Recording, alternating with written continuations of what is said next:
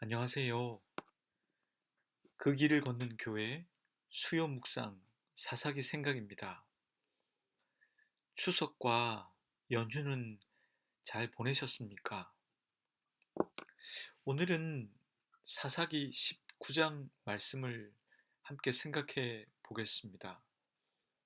17장에서는 미가와 그의 가정이 왕이 없었기 때문에 어떻게 자기 마음대로 살아가는지를 보여주었다면 18장 말씀에서는 이스라엘의 한 지파인 단 지파를 통해서 이스라엘의 악이 얼마나 보편화되었는지를 보여주었습니다.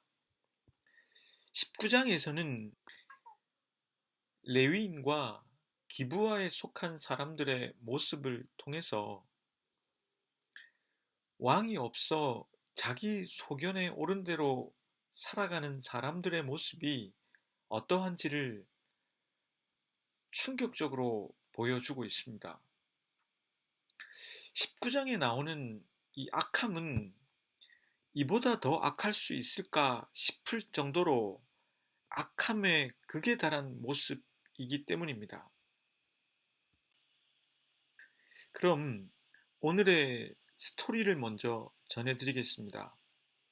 이스라엘의 왕이 없어 사람들이 자기 소견에 옳은 대로 행하던 시대의 이야기입니다. 에브라임 산 깊은 곳에 살고 있었던 레위인이 하나 있었는데 그에게는 유다 베들레헴으로부터 데리고 온 첩이 하나 있었습니다. 그런데 그 첩은 행음하고 남편을 떠나 친정으로 돌아가 넉 달을 머물고 있었습니다. 그 레위인은 첩을 데리고 오기 위해 길을 떠났습니다. 장인은 그를 반갑게 맞이합니다. 그리고 장인의 관건에 못 이겨 사흘을 먹고 마시며 함께 있었습니다. 나흘째 되던 날 일찍 그 레위인이 떠나고자 하자 장인은 이렇게 말합니다. 요기를 좀 더 하고 나서 천천히 떠나도 좋지 않은가? 그래서 둘은 같이 앉아서 먹고 마셨습니다. 장인은 그날 밤도 더 머물고 가라고 합니다. 레위인은 하루를 더 머물게 됩니다. 닷새째가 되는 날 아침에도 장인은 사위에게 먹을 것을 주며 더 머물고 가라고 합니다. 장인과 함께 먹고 마시다 저녁이 되어서 레위인은 이번엔 떠나기로 작정하고 길을 나섭니다. 첩과 함께 길을 떠났는데 날은 이미 저녁이 되었습니다. 종은 여부스에서 하루를 쉬어가길 제안했지만 레위인은 이방 족속의 땅이 아니라 이스라엘 백성의 땅인 기브아까지 가서 쉬자고 합니다. 해는 이미 져버렸고 기브아에 들어갑니다. 그날 밤이 되어 기브아에 도착한 일행은 하룻밤 유숙할 곳을 찾기 위해 장터에 앉아 있었습니다. 그때 한 노인이 밭일을 마치고 돌아온 길이었습니다. 그 노인도 에브라임 산지 사람이었습니다. 그 노인은 이 레위인이 하룻밤 쉬어갈 수 있도록 자신의 집을 내어줍니다. 노인은 나그네 일행에게 발 씻을 물과 음식을 대접했습니다. 한참 평화로운 시간을 보내고 있는데 기브아의 불량배들이 그 집으로 찾아와서 집에 들어온 레위인을 끌어내라고 합니다. 그 사람과 관계를 맺겠다고 합니다. 노인은 밖으로 나가 이렇게 말합니다. 이 사람들, 그게 어디 될 말인가? 이런 나쁜 짓을 하다니. 그런 고약한 짓을 해서는 안 되네. 나에게는 처녀 딸 하나가 있는데 내어줄 터이니 욕을 보이든 말든 좋을 대로 하게. 그러나 이 사람에게만큼은 그런 고약할 짓을 해서는 안 되네. 그러나 불량배들은 그 말을 들으려고 하지 않았습니다. 그것을 본 레위인은 자기 첩을 그들에게 넘겨주었습니다. 그들은 잔인하게 그 여자를 밤새도록 욕보였습니다. 그러다가 동이 틀 때가 되었어야 그 여자를 놓아 보냈습니다. 날이 밝자 그 여인은 집 문 앞에 쓰러져 있었습니다. 그 여자에게 함께 떠나고자 말했으나 아무런 대답이 없었습니다. 그녀는 죽었던 것입니다. 그녀의 시체를 나귀에 싣고 에브라임 산지로 돌아갑니다. 레위인은 집에 이르러 칼을 가지고 자신의 첩의 시체를 12조각으로 쪼갭니다. 그리고 그것을 이스라엘 전국에 보냈습니다. 레위인은 그 시체 조각을 보내면서 이스라엘 백성들에게 이렇게 말하라고 일러 주었습니다. 이스라엘 백성이 이집트 땅에서 나온 날로부터 오늘에 이르기까지 이런 일이 일찍이 있었습니까? 이 사건을 신중히 심의하여 어떤 결정을 내리실지 그 의견을 말해 주시길 바랍니다. 그것을 보는 사람마다 외쳤습니다. 이렇게 끔찍한 일은 이스라엘 백성이 이집트에서 나온 날로부터 이날까지 일찍이 없었고 본 적도 없었다. 필리스 트리블이라는 신학자는 사사기 19장에 나오는 레위인과 첩 이야기부터 사사기의 끝장인 21장까지의 내용을 테러의 본문이라고 표현했습니다. 그만큼 충격적인 본문이라고 말할 수 있습니다. 사사기의 저자는 독자들에게 충격을 준 뒤에 끝을 맺고 있습니다. 기드온 이후로 점점 더 진행된 쇠퇴는 마지막에 이르러 더 나빠질 수 있을까 하는 지경에 이르게 됩니다. 그 충격적인 결말이 시작되고 있는 사사기 19장을 통해서 저는 크게 다음 두 가지의 생각을 해보고자 합니다. 첫째 생각은 본문이 구체적으로 묘사해 주지 않는 부분에 대해서 우리가 단서를 모아 이해해 나가는 작업입니다. 먼저 이해를 해 나가야 할 것은 이 첩이 무엇 때문에 친정에 가 있는가 하는 점입니다. 개역 개정 성경은 2절 말씀에서 이 첩이 음행을 했다고 번역했습니다. 이 여인이 음행을 해서 친정이 있는 유다 베들레헴으로 가 넉 달을 머물렀다는 것입니다. 그런데 그렇게만 이해를 하고 넘어가기엔 무리가 있어 보입니다. 왜냐하면 진짜 음행을 한 것이라면 율법에 따라서 돌로 쳐야 마땅한데 레위인이 다시 첩을 데리고 오기 위해 처가에 간다는 것은 선뜻 이해가 되질 않습니다. 새번역 성경은 2절을 이렇게 옮겼습니다. 그러나 무슨 일로 화가 난 그 여자는 그를 떠나 유다 땅의 베들레헴에 있는 자기 친정집으로 돌아가서 넉 달 동안이나 머물러 있었다. 공동번역은 2절 말씀을 또 다음과 같이 옮겼습니다. 그 첩은 화나는 일이 있어서 그를 버리고 베들레헴 성내에 있는 친정으로 돌아가 거기에서 넉 달가량 머물러 있었다. 개역 개정 성경은 음행했다는 뜻으로 옮긴 히브리어 자나라는 이 단어는 행음하다, 장려짓을 하다라는 뜻입니다. 그러니까 개역 개정 성경은 그 문자적인 뜻에 충실하게 번역을 한 것이지요. 그러나 만약 그게 정말 음행을 한 것이라면 본문 3절의 표현처럼 이 레위인이 다정하게 말하고 이 첩을 데리고 오려고 하지 않았을 것입니다. 또한 처가에 찾아온 그를 첩과 장인이 기쁘게 맞이할 수는 없었을 것입니다. 그렇다면 본문의 저자는 무엇을 말하고 있는 것일까요?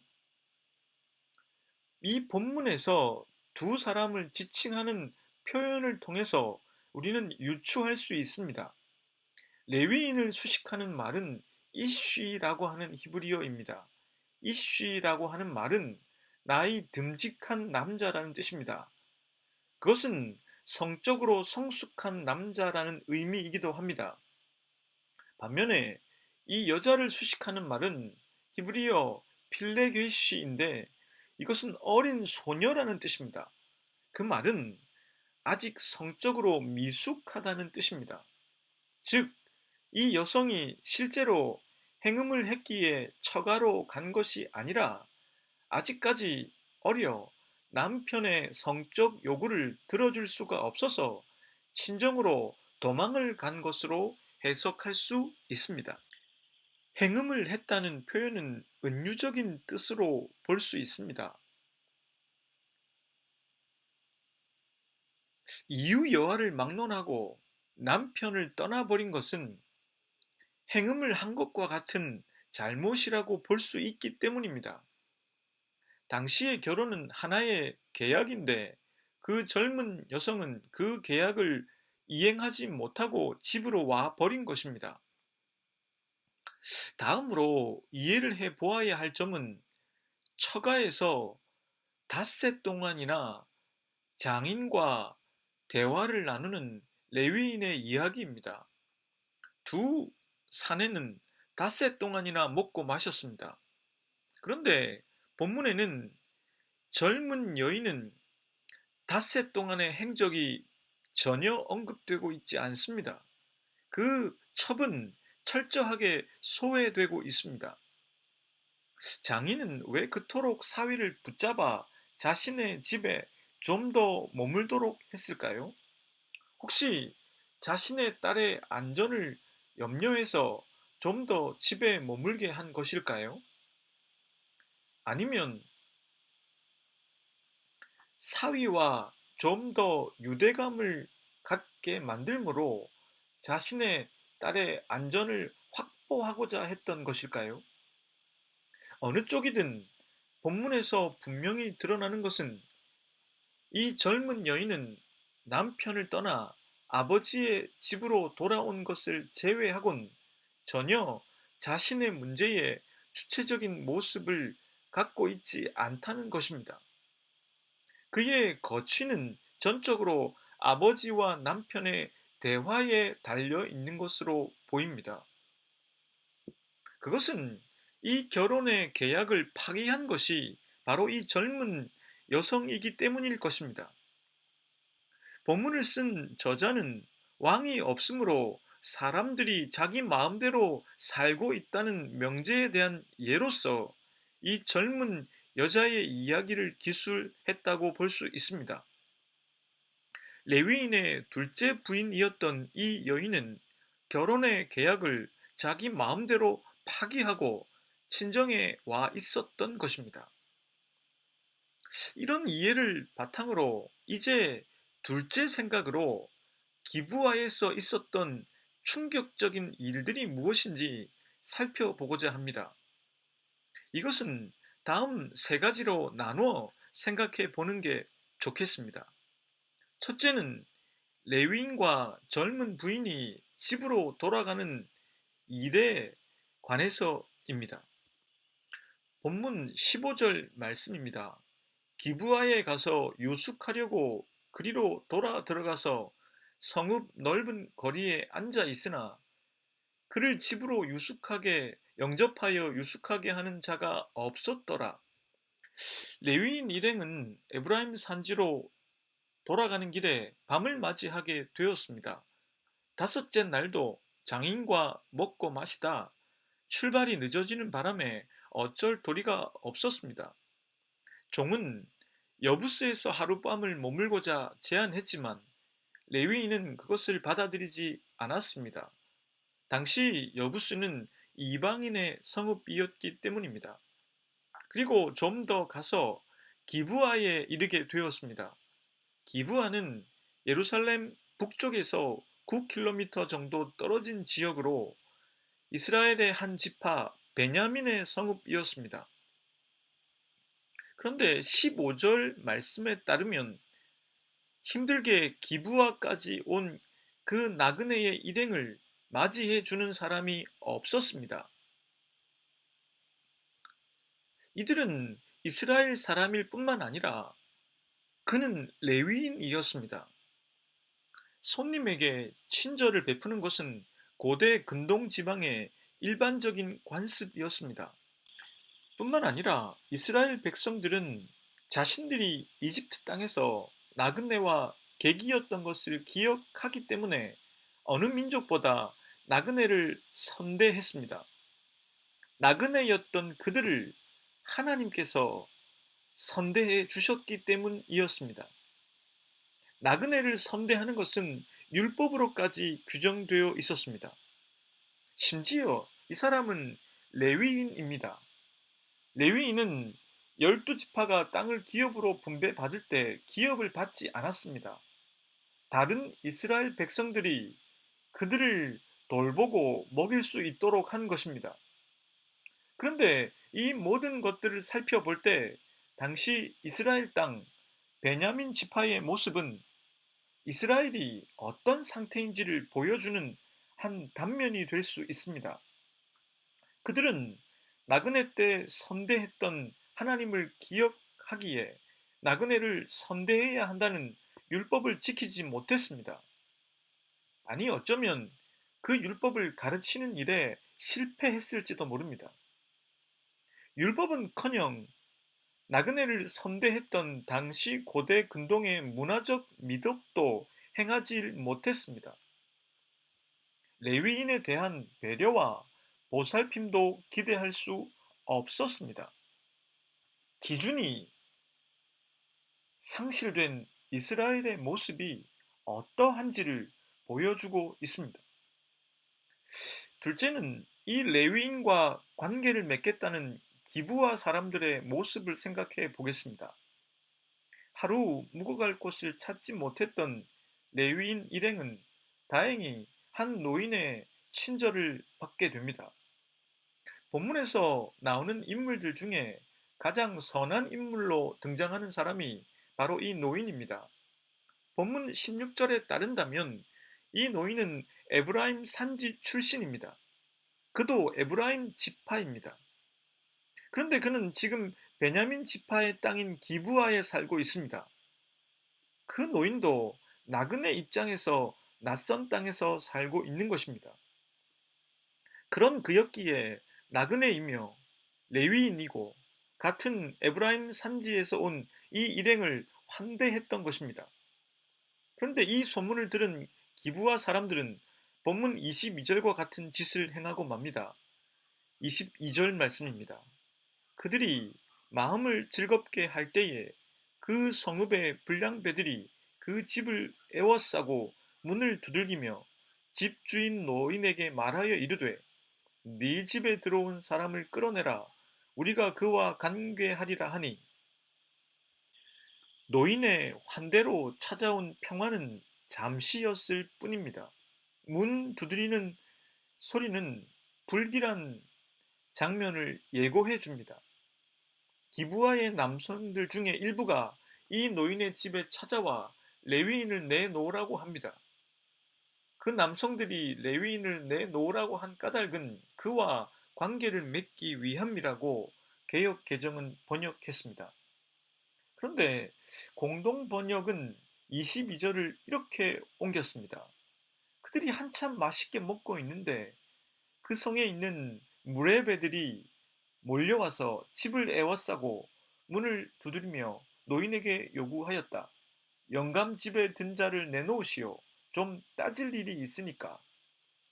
개역 개정에서 관계하리라 하고 번역된 히브리어 야다라고 하는 동사는 기본적으로 무엇인가 누구를 안다는 뜻을 갖고 있습니다. 그런데 이것은 성적인 관계를 맺다는 뜻도 갖고 있습니다. 그러니 이 기브아 사람들이 레위인과 동성의 관계를 맺겠다는 뜻으로 이해할 수 있습니다. 그런데 이것은 단지 육체적인 쾌락을 위해서 그렇게 동성의 관계를 맺겠다는 목적이 아닙니다.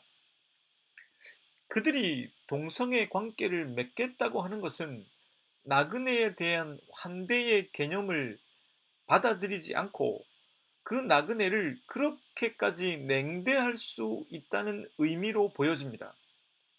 무슨 말인고 하니 기브아 사람들은 이 레위인을 그렇게까지 냉대함으로써 자신들이 그보다 완전히 우위에 있다는 것을 말하고 싶었던 것입니다.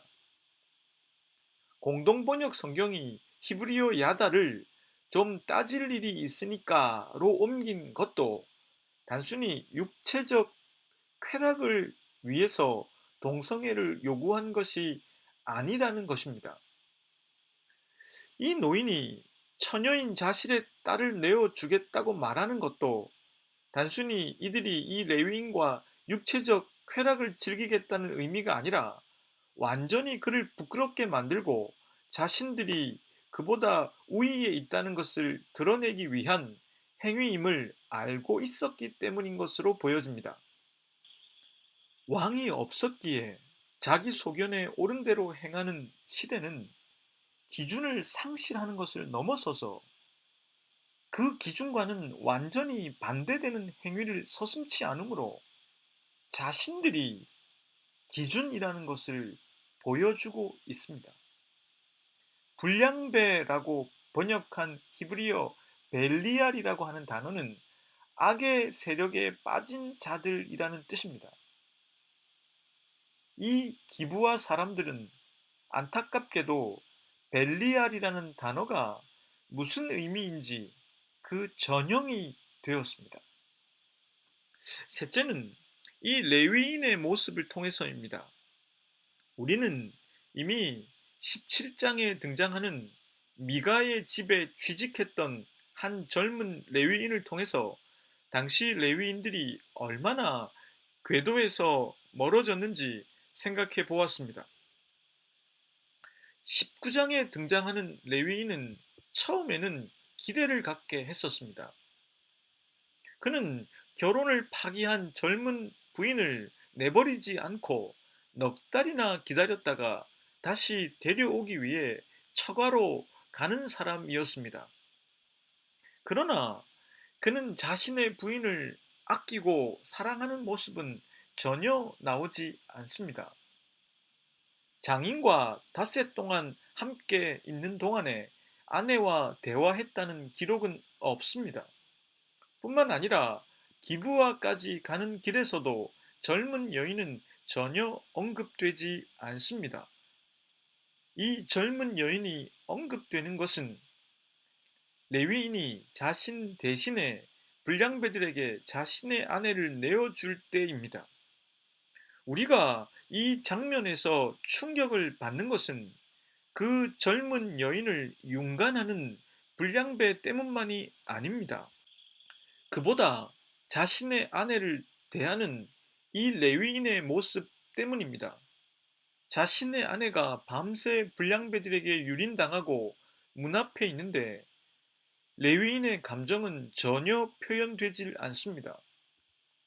그는 시체를 나귀에 태워 에브라임 산지로 돌아갈 뿐입니다. 그리고 그는 부인의 시체를 훼손합니다. 12조각을 내어 각 지파에게 보냅니다. 이것은 이스라엘 공동체 안에 피비린내를 불러일으키는 도화선이 되었습니다. 이 사건이 계기가 되어 내전이 발발하기 때문입니다. 레위인이 이렇게까지 한 것은 자신의 아내에 대한 사랑과 연민 때문이 아닙니다. 그는 개인적 복수심에 불타 기브아 사람들에 대한 복수를 생각한 것입니다. 올슨이라는 신학자는 이 레위인에 대해서 이렇게 적습니다. 이 레위인은 정말로 자기밖에 모르고 비양심적이고 냉혹한 사람이다. 17장에 등장한 미가의 집에 취직했다가 나중에 단 지파에 취직한 레위인보다 오늘 등장하는 이 레위인은 더욱 더 충격적입니다. 아니, 충격을 넘어서서 무섭기까지 합니다. 궤도에서 이탈한 인간이 어디까지 더 나빠질 수 있을까 생각해 보니 그러합니다. 하나님과 하나님의 목적에 순종하지 않고 우상 숭배와 자기 주장에 빠지게 될 때 무슨 일이 일어날지에 대해서 본문은 충격적으로 증언해 주고 있습니다. 그러한 충격 요법을 통해 우리들에게 경고를 해 주고 있습니다. 저는 이러한 충격적인 것으로 설교를 마무리하고 싶지 않았습니다. 그래서 요한복음 8장에서 가늠한 여인에게 예수님께서 하신 말씀으로 설교를 마무리하고자 합니다. 예수님의 말씀입니다. 예수께서 이르시되 나도 너를 정죄하지 아니하노니 가서 다시는 죄를 범하지 말라 하시니라. 함께 기도하겠습니다. 하나님, 더 끔찍한 일이 생기지 않게 하나님과 하나님의 목적에 순복하길 원합니다. 수많은 우상숭배와 자기 주장들로 살아가는 삶이 아니라 당신께만은 순복하는 삶을 살아갈 수 있도록 도와주십시오. 예수 그리스도의 이름으로 기도드립니다.